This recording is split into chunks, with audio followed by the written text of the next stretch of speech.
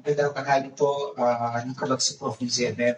Ang question ko po, of course, for both of our guests, since kay Kong Conchi, we all know naman na yung Makabayan Bloc has been pushing for the digital government ever since tumutok po itong flood control scandal. And at the same time, na-mention na rin ni Attorney Conti na you're also in favor of the transition government. Pero given na sinabi mo ako, Attorney Conti, na ang mahalaga sa mga kababayan natin right now is yung issue na pinakamalapit sa sikmura nila. And that's how to get sa get on with the life on a daily basis. Paano niyo po pinaplano na masuportahan nila itong transition government? Kasi for sure, you will need the public support po pagdating po dito sa issue.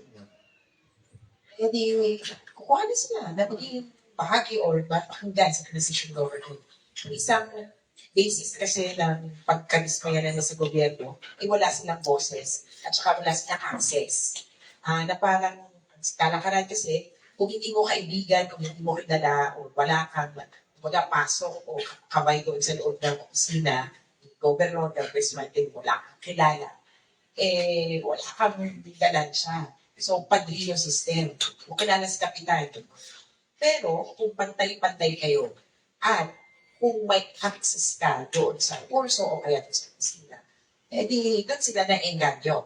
Pag sinabing kayo, kasi generally, lahat tayo may ganansya. So, stakeholder. Pero kung mapapakinggan kayo, kung may representative kayo, hindi ba kayo willing? Kumbaga, magsasakritisyo nila mo, ikaw muna ngayon, etc. So, yun yung isang importansya sa kanila, na mapakinggan sila. Yun ang isang bahagi ng isang transition government proposal, that it will be accessible and will be composed of those who are with the most at stake. Sa ng proposal, ay kumuha po ang mga representative. Yung transition council na hindi government. So, transition council will be composed of different sectors of government.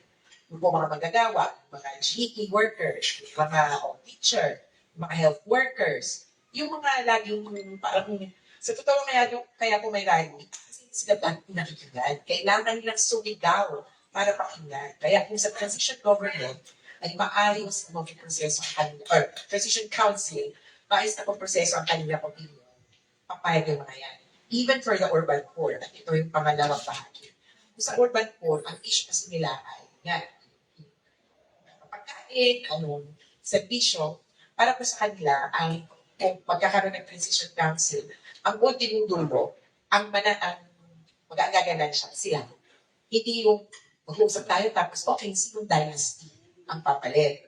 Magaganan siya sila na parang sa dulo, hindi lang sakat sila di mapakinggan, hindi, manaig yung gusto nila. So, kung ang gusto nila ay short of saying na, kasi pwedeng sabihin nila, ay, di ko okay na po magyari. Si Miss Martinho, teacher naman yan, naniniwala na sa na urban pool.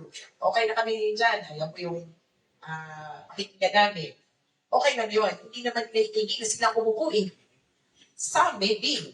Maganda na makapag-upo tayo. Dati nga yun, sa magagawa, naupo natin si Christine Beltran. Pero, yung punto nila, ang dulo ba yan, ang nalansya ba ay sa amin. Kaya ang Transition Council sa ito lang ay invitasyon para pag-usapan yan. Hindi po ito set in stone. Kaya exciting sa totoo lang para sa marami na maging bahagi nito. Ano ba yan? Paano ba? At for the first time in so many years, siguro pagkakataon nito na sabihin, hindi lang boto ang hinihingi natin, kundi use, pananaw na kung paano pamamahalaan paano yung pamamahala sa gobyerno? Ako, ang gusto ko lang ilinaw dito na yung pinag-uusapang Transition Council is not inconsistent with constitutional succession. Actually, yung transition, kaya ang pinag-uusapang transition dahil kung sakaling matanggal ang presidente at vice-presidente, tinatakda talaga ng constitution, magkaroon ng transition towards another election for president. So yun yung may transition period. So yung panakalang transition council ay hamon at panawagan niya dun sa sa magiging kapalit, no, na tiyakin na may mga kinatawan na mamamayan, no, dito sa kanyang transition government or transition administration.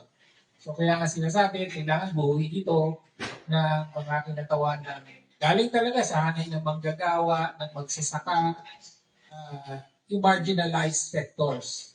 No? So, siguro yun ang isang dagdag na paglilinaw. Last na lang po, how can we possibly prevent, kasi may possibility na baka military mag-take over. Actually, yung isang batayan, what type of transition council na hindi civilian ang behind it. So, may ilang mga prinsipyo na pinapanukala kami. Sa totoo, hindi naman din sa amin, guys. Hindi po bago pala ito. Narinig ko itong narinig nung hindi pa nga aktivista dito ERAP. Di ba, ito yung ERAP na parang papalitan natin. Tapos, hindi din naman ganun kakumpiyansa yung mga tao kay Julie noon. Pero parang napilitan, wala, hindi siya yung vice president. Na-raise na ito 20 years ago, 25 years ago. At ang sinasabi sa Transition Council ay tingnan natin yung current system and we just think a little bit outside of the box. We're not saying, katulad nga sa revolution, pero parang after 4 days, bumalik din sa normal Just think a little bit outside of the box para pag-isipan how to transition tama. So, meaning hindi lang sa personality-based change. Yun Kasi yun yung mali na EDSA 1. Nung umalis si Marcos, parang yan tagumpay. Pero pagbalik natin, same. Yung sistema yun pa rin, the form of government, how it works, how it functions, di ba? How it delivers services, di ba? Yung access ng tao, pares. Tsaka, actually, kumbaga, pareho pa rin yung type of tao. Right. Kasi nagpalit ka ng isang dynasty, pinakaman ng isang dynasty. Same, kumbaga sa modern legal, same lang. Okay, thank you. Any other questions? Parang mo lang ko yun ng TCF, ng radyo kayo manggig. Kung, attorney, kung sakaling aabot pa sa 2028 election, yung kay dating Pangulong Rodrigo Duterte, ano ang mangyayari ito? Makikinabot pa ba yung ano nila? Maaabot pa po yung hindi ni Rodrigo Duterte hanggang 2028. Believe me. Kasi masyadong maikli pa, parang within 2-3 years lang may trial yun. Sa ICC maximum yan, 10. Pinakamabilis na 3. Yung so far, so maraming pwedeng i-factor. Definitely, 2028 nagka-trial na tayo. Sa tingin ko, sana ang makita doon, ang impact yan ay marami nang lalabas sa ebidensya, kaya pabaho ang pangalan ng mga Duterte. Kaya kung para sa akin, huwag natin i-assume. Marami nag-isip sa 2028. Alam na. Hindi, natin alam. Hindi sympathy kung hindi mababalitan yan kasi lalabas na yung ebidensya. Alam niyo po kung bakit po maraming supporters si Duterte? Dahil hindi umano mabait sila. Yun ang nakikita. Dahil hindi umano ito natulungan sila. Pero pag nakita nila sa report, ganito pa na yung nangyayari. Hindi ba nila nakita yung purchases pa lang Pero pag yung napatunayan, abay, sino namang tao na nasa tamang hulog ng isip, hindi magpapaloko. Na, alam mo yung parang, boyfriend, asawa mo, di ba? Ang bait-bait sa'yo. Hindi totoo yan. Kwento lang kasi ng mga, hindi. Pero pag nakakita ka ng CCTV, na may ginagawa siyang kababalaghan, di ba doon ka na mag-snap yung moment of hindi, ako na. Kaya, palagay ko, pag nagtuloy ang trial at nakita natin on the record and with all the evidence that the Dutertes committed these crimes, mababawasan ng mass case. But ang masasabi ko doon, wala namang widespread clamor para ibalik si Duterte sa Pilipinas. Napapatunayan na yan, ilang beses na pinangka ng mga taga-suporta ng Duterte na ipopularize yung bring him home, etc. Walang pumapatol. No, so, ibig sabihin talaga nito, karamihan ng mga Pilipino, tingin, tama lang na nandun siya at tama lang na manipis at managot. So yun ang totoo. Kaya hindi magiging bentahe para sa mga Duterte na may trial pa rin by 2028. In fact, lalong madidiin ang mga Duterte dito at negative ang magiging epekto niyan sa kandidatong Duterte. Another question, follow lang. Hindi inaasahan natin na yung kalusugan ng dating Pangulo. Kung sakasakaling wag naman sana, no, kukunin na siya ni Lord. O, hindi ba iwasan natin yung mga ganong pangyayari. May papasa pa kay Senador Bato de la Rosa yung kaso? Magkahiwalay na magkahiwalay po ang kaso ni Duterte at posibleng kaso namin kay Bato de la Rosa. Kaya walang impact or iba pa. Marami pa pong posibleng iba pa na kasuhan. Hindi yan mag-i-impact sa bawat isa. Mas siguro lang magkakaroon na ng overlap niya sakali, witnesses, pagsabay din. Pero yung, kumbaga, yung substantial, wala yung effect. Okay. Last question is Gula, no? Magandang umaga po. Ethan of Good News Tabloid and Prime News TV, Jamila TV pa. Para ho kay kung nabanggit niyo ho kanina na ngayon ay doom day, doom month po sa mga Duterte itong February, ay sapagkat kailangan ho nilang pag-usahan yung ginawa nilang pagpatay sa mahigit 30,000 Pilipino.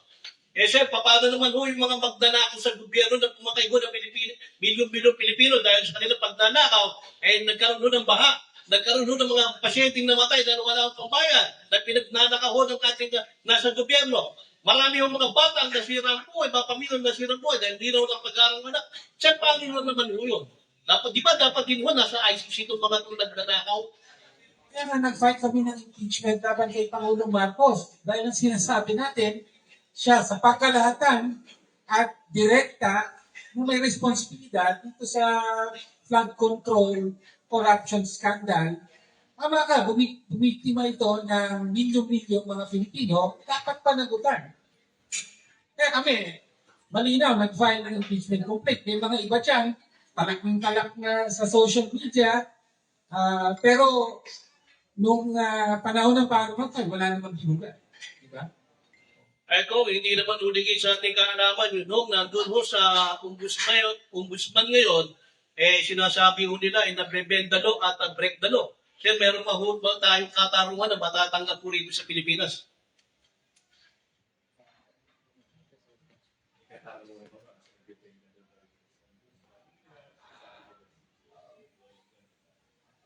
Well, okay. In the end, publiko ang talagang huhusga no, sa nangyayari ngayon sa ilalim ng Marcos Jr. administration. Nasa na ang malalaking isda? No? At yung mga dinidiinan ngayon, yun na ba yung malaking isda? No? May senador na nakakapag siya na ba yun? No? Hindi, makikita kung patas ang singil ng accountability sa mga involved sa flood control corruption o kung selective ito. No? At ang sinasabi nga natin, no, paano na kung yung pupusturang pangunahing kumukontra sa corruption, eh, siya mismo direktang involved sa corruption. Yan ang nakikita natin ngayon. Presidente ang pangunahing responsable kung bakit nangyari yung walang kapantay na pagdalagong sa pondo ng taong bayan sa nakaraang 3 taon dahil direktang involved ang presidente. Kailangan magsimula ron para magkaroon ng tunay na accountability at paging patas ang paniningil. Sir, last question, ano? May isinita po ako kasi naisip ko din para sa ano. Hindi po ibig sabihin na sa ICC nagkaroon ng ganansya. Doon na natin ibubuhos lahat ng problema natin. Pwede nga na dito yung mga flood control, etc. Baka mali din po yung pag-isip na ayaw natin doon sa domestic system. Hindi po ganon.